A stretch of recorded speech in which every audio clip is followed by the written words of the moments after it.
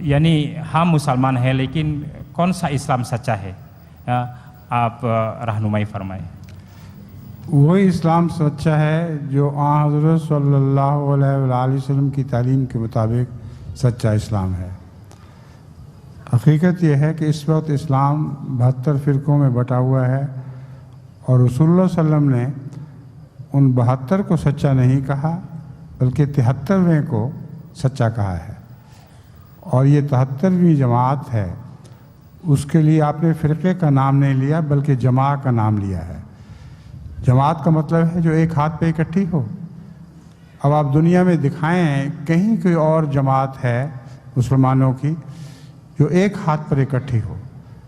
کوئی پاکستان میں کسی کی پیروی کر رہا ہے، کوئی کسی دوسرے کی پیروی کر رہا ہے، کوئی افغانستان میں کسی کی پیروی کر رہا ہے۔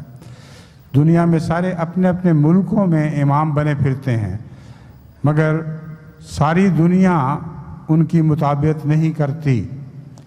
صرف ایک جماعت احمدی ہے آج دنیا میں جو ساری خلافت کے جھنڈے تلے ایک ہو چکی ہے۔ تمام انڈونیشیا کی جماعتیں بھی خلافت کے جھنڈے تلے اسی طرح جمع ہیں جیسے افریقہ کی جماعتیں یا جاپان یا چین کی جماعتیں۔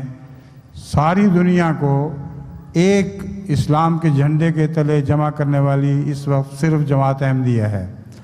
بس صرف اسی دلیل کو سمجھیں کہ محمد رسول اللہ صلی اللہ علیہ وسلم کی غلامی کا حق ہے کہ آپ ایک جھنڈے کے تلے جمع ہوں، اور اس وقت جماعت کے سوا آپ کو کوئی اور جھنڈا نہیں جس کے تلے آپ اکٹھے ہو سکیں۔